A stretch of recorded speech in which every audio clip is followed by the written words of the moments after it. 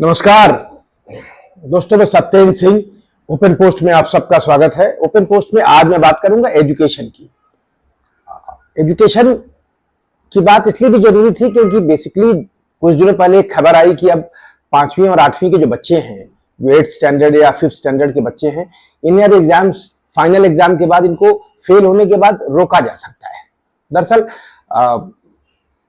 Right to education की policy जब से बनी है 2008-9 से, तब से ही एक योजना थी कि नो डिटेंशन पॉलिसी, मतलब किसी बच्चे को हम किसी क्लास में डिटेन नहीं करेंगे।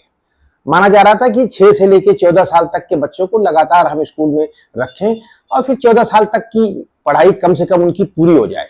यह एक योजना थी, ये मंशा थी उस योजना की। और लेकिन अब जो है लगभग, हालांकि ये बात कई सालों से चल रही थी, कई राज्य सरकारों ने इस पे पहल भी पहले कर दिया था, लेकिन अब फाइनली सेंट्रल गवर्नमेंट ने कुछ दिनों पहले कहा कि अब जो है 5वीं और 8वीं के बच्चों को एनुअल एग्जाम के बाद जो है उनको फेल किया जा सकता है। हालांकि इसके लिए कुछ बहुत प्रिकॉशनरी मेजर लिए गए हैं कि बच्चे स्कूल ड्रॉप आउट ना हो या स्कूल छोड़ ना दे। इसलिए कहा गया है कि भाई जो बच्चे 5वीं या 8वीं में फेल होंगे एनुअल एग्जाम में, उनके लिए 2 महीने बाद फिर से एग्जाम होगा। उसके लिए टीचर्स उनको अलग से तैयार करेंगे। 2 महीने बाद होने वाले एग्जाम में अगर वो पास हो जाते हैं तो ठीक है, अगर नहीं पास होते हैं, फेल हो जाते हैं, तो उन्हें डिटेन किया जा सकता है। सवाल उठता है, क्या 5वीं और 8वीं के बच्चों को डिटेन किया जाना सही फैसला है? दरअसल दोस्तों, इस पॉलिसी को जब बनाया गया था उसके पीछे एक ही मंशा थी कि एक तो ज्यादा से ज्यादा बच्चे स्कूल आए, एक दूसरा है कि बच्चे लगातार कम से कम 8 साल स्कूल में रहें, जिसे माना गया कि भाई वो इनिशियल स्कूलिंग पूरी कर ले। और उसमें काफी हद तक सफलता भी मिली थी। दरअसल जो उस वक्त जो है, जो बच्चे स्कूल नहीं आ रहे थे, उनमें काफी बच्चों ने एनरोल किया था। जो स्कूल के बाहर बच्चे लगभग 2008 या 9 में लगभग 5%, 5.5% के आसपास थे। बाद में 2.5% के आसपास स्कूल के बाहर बच्चों की संख्या बची। तो जो एनरोल होने वाले बच्चे हैं उनकी रेशियो की बात कर रहा हूँ। इसका मतलब काफी बड़ी संख्या में बच्चों ने स्कूल ज्वाइन किया, तो वो सफलता मिली थी। और बच्चों के ड्रॉप आउट्स में भी काफी कमी आई थी, बच्चे लगातार आगे बढ़े थे। हालांकि इसके बावजूद भी आज स्थिति है कि 2022 आते आते, 23 आते आते, जो 14 साल के बाद जो है लगभग सिर्फ 85% बच्चे आगे बढ़ते हो, बाकी बच्चे वहीं ड्रॉप कर जाते हैं। तो वो एक संकट अभी भी बना है, लेकिन फिर भी ड्रॉप आउट की संख्या कम थी। लेकिन फिर सवाल उठा कि बच्चों के एजुकेशन का जो स्टैंडर्ड है वो लगातार कमजोर हो रहा है। बच्चों की एजुकेशन के स्टैंडर्ड को लेकर कई संस्थाओं ने रिसर्च किया। कई प्रथम जैसी एक संस्था है जो लगातार बच्चों के एजुकेशन पे काम करती है, एजुकेशन पे उनके सर्वेज हैं। उन्होंने बताया कि बच्चे अच्छा नहीं कर रहे हैं। माने ये स्थिति थी कि 5वीं के भी 50% से ज्यादा बच्चे, या लगभग 50% बच्चे ऐसे हैं जो दूसरी कक्षा की किताबें नहीं पढ़ पाते हैं। कमोबेश मैथमेटिक्स की कहानी थोड़ी सी और भी अलग है। तो ये दिक्कत थी, और माना जा रहा है कि बच्चों में एजुकेशन को लेकर के क्योंकि प्रेशर नहीं है, दबाव नहीं है पास होने का, तो वो पढ़ नहीं रहे। मतलब यही हुआ ना कि वे पढ़ नहीं रहे, और वो लगातार ये स्थिति में है कि 8वीं में पहुंच जाने के बाद भी महज 70-80% बच्चे जो हैं वो दूसरी कक्षा की किताबें पढ़ पा रहे हैं। अलग अलग राज्यों में अलग अलग आंकड़े हैं। तेलंगाना में जहां स्थिति कुछ 69% के आसपास है बच्चे जो किताबें पढ़ पा रहे हैं। आंध्र प्रदेश में 77, कुछ इस तरह का है। थोड़ा आंकड़ा इधर उधर है, लेकिन बेसिकली है कि अलग अलग राज्यों में अलग अलग स्थितियां हैं। अब ये माना जा रहा है कि बच्चों के जो एजुकेशन की जो क्वालिटी है उसको इंप्रूव करने का एक ही तरीका है कि बच्चों पे दबाव बढ़े। जिस बात को लेके एजुकेशन पॉलिसी लाई गई थी, या राइट टू एजुकेशन को हमने इंप्लीमेंट किया था, अब हम उसके रिवर्स जा रहे हैं। इंप्लीमेंट क्यों किया गया था? बच्चों पे दबाव न बढ़े।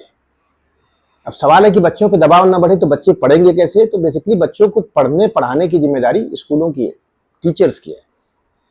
खास बात यह है कि जो बच्चे 5वीं और 8वीं में जाने के बाद भी अगर दूसरी कक्षा की किताबें नहीं पढ़ पाते हैं, बच्चे कौन है? ज्यादातर ये बच्चे गरीब बच्चे हैं। इनके माँ बाप जो हैं बेसिकली या तो पढ़े लिखे नहीं है, ये उन फैमिली से आते हैं जो पहली बार स्कूल गए हैं बच्चे।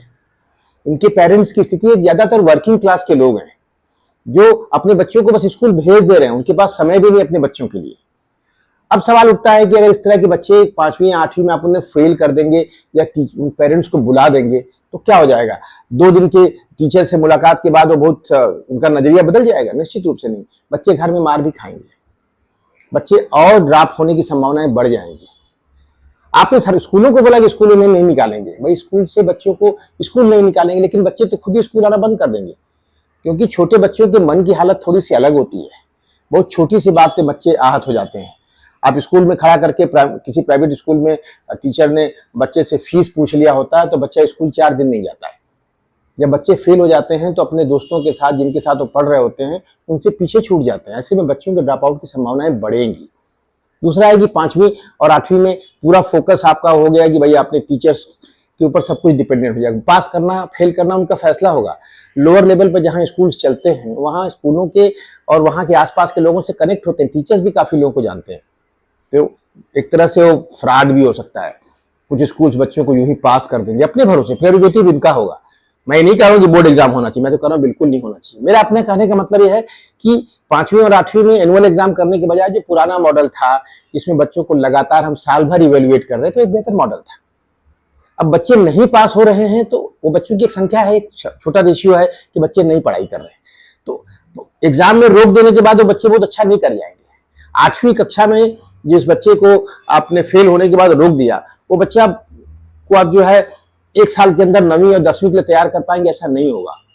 बल्कि वो बच्चा या तो स्कूल से ड्रॉप आउट होगा या फिर जिंदगी को लेकर उसकी दृष्टि बदल जाएगी। मेरा अपना मानना है कि जो पुरानी पॉलिसी थी, जो बच्चों को लगातार पास करने की पॉलिसी थी, बच्चों को लगातार प्रमोट करने की पॉलिसी थी, बिल्कुल ठीक था। बल्कि जो इवेल्युएशन मॉडल था वो भी बिल्कुल ठीक था कि लगातार आप साल भर बच्चों को इवेल्युएट करते हैं, उनके तमाम दूसरी एक्टिविटीज को इवेल्युएट करते हैं। अब सवाल उठता है कि जो बच्चे नहीं पढ़ रहे हैं या बच्चे नहीं कोप कर पा रहे हैं एजुकेशन के साथ, उनके साथ क्या किया जाए। उस इवेल्युएशन मॉडल के अंदर एक व्यवस्था होनी चाहिए कि आप समझ पाएं कि बच्चे क्या नहीं कर पा रहे हैं। जैसे आज की स्थिति में जो बच्चा 5वीं में नहीं किताब पढ़ पा रहा है, उसका क्या करेंगे? जो बच्चे किताब नहीं पढ़ पा रहे थे, 6वीं 7वीं 8वीं चल गए, उनका क्या करेंगे? ऐसे बच्चों को आइडेंटिफाई करने का स्कूल का काम है। स्कूल का जो इवेल्युएशन मॉडल है वो थोड़ा और बेहतर होना चाहिए था। ऐसे बच्चों को आइडेंटिफाई करके उनके साथ नए तरीके से बात करने की जरूरत थी। उनको साथ 2 स्तरों पे काम करने की, उनका एक अलग सेक्शन आप बना सकते थे। हालांकि उस सेक्शन को आप डिमीन करेंगे नहीं, बल्कि एक सेक्शन बना सकते थे कि वो बच्चे जो बेसिकली लिख पढ़ भी नहीं पा रहे, उनको आपको लिखने पढ़ने पे फोकस करना चाहिए था। उनका जो सिलेबस है, जो उम्र के लिहाज से है, क्लास के लिहाज से है, उस पर आपको ओरल स्टडी पे फोकस कर सकते थे। बच्चों को आप तैयार कर सकते हो। हमारा जो बेसिक हमारी तैयारी है एजुकेशन की क्या है कि बच्चों को जिंदगी के लिए तैयार करना। 2 स्थितियां कि बच्चों को जिंदगी के लिए तैयार करना और बच्चों को जॉब के लिए तैयार करना। जाहिर सी बात है कि आज एक ऐसी स्थिति, जो बच्चे हायर एजुकेशन की तरफ बढ़ेंगे 14 साल के बाद, उन 9th-10th पास करने के बाद जाएंगे, वो किसी रास्ते पे जाएंगे, वो अपने आप को किसी जॉब के लिए ओरिएंट करेंगे, कहीं फोकस करके पढ़ाई करेंगे। वो बच्चों की संख्या अलग है, लेकिन कम से कम बड़ी संख्या में बच्चे स्कूल से बाहर निकले और उन्हें लगे कि मैं स्कूलिंग मैंने कंप्लीट किया है। उनकी लर्निंग को हम बढ़ा सकते हैं। उनका वैसे भी बच्चे का मानसिक ग्रोथ लगातार होता रहता है, इसके वैज्ञानिक रिसर्च है, बच्चा बड़ा होता रहता है, दुनियादारी की समझ बढ़ती रहती है। तो उसके साथ हम बेसिक लिखने पढ़ने के फोकस को दुरुस्त कर सकते हैं, लगातार उस पर फोकस कर सकते हैं। साथ में जो उसके सब्जेक्ट्स हैं उसको हम और बेहतर कर सकते हैं। मैथमेटिकल एबिलिटी का इशू बहुत बड़ा चैलेंज है कि 8वीं में जाने के बाद 14 साल के बच्चों में बड़ी संख्या में 50% से ज्यादा बच्चे, 43% के आसपास बच्चे हैं जो सिंपल सब्सट्रैक्शन या डिवीजन नहीं कर पाते। माने बहुत सारे बच्चे तो ये हैं जो 3 डिजिट के जो नंबर है, 2 डिजिट के नंबर को भी नहीं पहचानते, वो भी 5-9% के आसपास है। ये संकट है, लेकिन इस संकट का रास्ता ये नहीं कि आप बच्चों को आप एग्जाम करके उनको फेल करना लगेंगे। सच है कि इन बच्चों को जो हमारे जो चैलेंजेस हैं जिंदगी के, जिस भी मोड़ पे बच्चे हैं, उस मोड़ पे उस बच्चे के साथ हम कैसे कोप करें, इसकी तैयारी करनी होगी। होगा कैसे? इसके लिए आपको इंफ्रास्ट्रक्चर तैयार करना होगा, आपको नए टीचर्स लाने पड़ेंगे और टीचर्स लाने पड़ेंगे, टीचर्स को ट्रेन करना पड़ेगा। टीचर्स अभी भी, अब मान लीजिए मैं एक उदाहरण दे रहा हूं आपको, एक बच्चा 8वीं में था, वो फेल हो गया, सेकंड बार एग्जाम दिया फिर फेल हो गया। चलिए बच्चा स्कूल में है, ड्रॉप आउट नहीं हुआ, अब वो पढ़ रहा है। अब टीचर क्या कर सकता है उसके साथ? टीचर की दिक्कत है कि बाकी बच्चों को पढ़ा रहा है, उसी प्रोसेस में इसको भी पढ़ा रहा है। ये बच्चा फिर आगे जाकर के फिर अगले साल फेल होगा, या नहीं फेल होगा तो निराश हो जाएगा, वो तैयार नहीं है। ये जो बच्चे फेल हो रहे हैं, ये बहुत सारी चीजों को लैग करते हैं, इनको पढ़ने लिखने नहीं आता है, बेसिक मैथमेटिकल कैलकुलेशन नहीं आ रहा, बहुत कुछ मिस हो गया इनका। इनके साथ आपको कोप करना पड़ेगा। ये जो बच्चे स्कूल में हैं, बड़ी संख्या में जो बच्चे स्कूल में हैं, जो आज 5वीं से 8वीं के बीच में हैं, जो दूसरी से 5वीं के बीच में है, जिनका बहुत कुछ मिस हो गया है, इनको कोप करने की जरूरत है। फिर हम पीछे वाले बच्चों को लेकर के एलिमेंट्री स्तर पर कोप कर सकते हैं। ये बच्चों की बहुत बड़ी आबादी है, आप पूरी की पूरी जनरेशन को आप गलत रास्ते पे झोंक देंगे। अब कल्पना कीजिए कोरोना काल के साथ क्या हुआ। 2020 में कोरोना आने के बाद 3 साल बहुत सारे बच्चे यूं ही पास कर गए, स्कूल नहीं खुले थे। और सबसे अधिक मार गरीबों पे पड़ी थी। कुछ बड़े परिवारों के लोग तो पेरेंट्स अपने घर में पढ़ा लेते थे बच्चों को, ऑनलाइन लर्निंग की व्यवस्था थी। उस वक्त तो लोगों के पास पढ़ाई के टूल्स नहीं थे, मोबाइल्स नहीं थे। वो सारे बच्चे भी पास हो गए, वो बच्चे फिर जिंदगी किसी मोड़ पे हैं। आज उन बच्चों से भी कोप करने की जरूरत है। जो बच्चा उस वक्त 5वीं में रहा होगा, इस वक्त 8वीं में है। जो बच्चा उस वक्त दूसरी में था, इस वक्त 6वीं में है, 7वीं में है। ये सारे बच्चे मैदान में हैं। इन सारे बच्चों को कोप करने के लिए हमारी गवर्नमेंट को लगातार एक ऐसी योजना बनानी चाहिए कि स्कूल्स अपने इवैल्यूएशन मॉडल में ऐसे बच्चों को आइडेंटिफाई करें, फिर उनके साथ कोप करने के लिए तैयार करने की नई योजना बनाएं और उनको आगे जाने दें, रोकने के बजाय। ये मेरी अपनी समझ है, हो सकता है मैं गलत हूं, हो सकता है तमाम सारे लोग जो नो डिटेंशन पॉलिसी के खिलाफ हो उनके पास कुछ बेहतर तर्क हो, लेकिन मेरा मानना है कि प्राइमरी एजुकेशन जो है, एलिमेंट्री एजुकेशन जो है, वो बच्चों को यूं मिलनी चाहिए जैसे हमने प्लान किया था। बल्कि बात तो यहां तक चली गई थी कि हाई स्कूल के एग्जाम को भी मैंडेटरी न रखा जाए, उसके लिए भी एक ऑप्शन दिया जाए। कुछ बच्चे अगर न देना चाहें हाई स्कूल के एग्जाम तो कोई बात नहीं, आप 2 साल और आगे बढ़ सकते थे, 16 साल तक ले जा सकते थे इस बात को।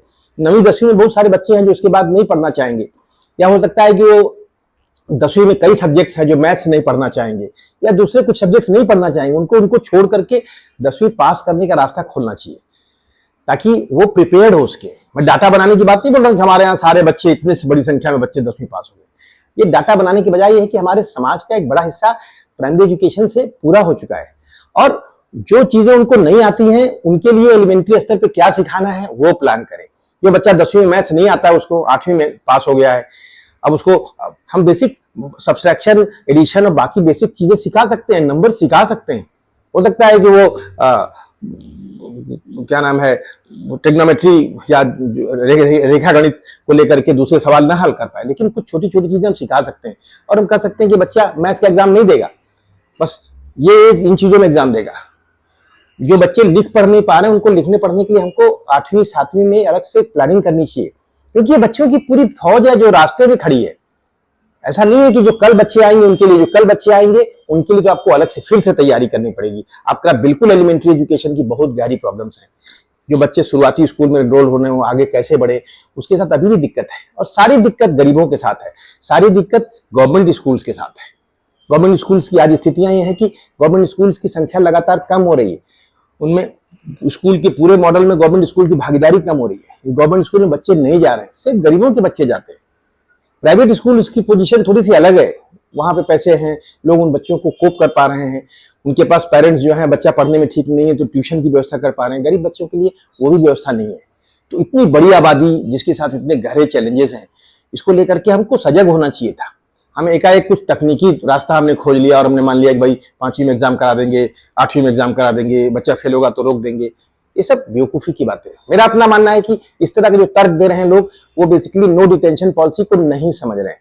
नो डिटेंशन पॉलिसी एक बेहतर मॉडल था, उस मॉडल पे हमको आगे बढ़ना चाहिए। और मेरा तो अब तक मानना है कि 10वीं के एग्जाम को भी कंपलसरी नहीं करना चाहिए। आपको बच्चे को 10वीं तक ले जाना चाहिए और दुनियावी समझदारी, जीवन के लिए कम से कम बच्चे को हम तैयार कर सकें। फिर जिंदगी में बहुत कुछ होता है, बच्चे बहुत अच्छा कर जाते हैं, उसके लिए हमें तैयार करने की जरूरत है। तो पूरा का पूरा पैटर्न, उस पर नई बहस होनी चाहिए।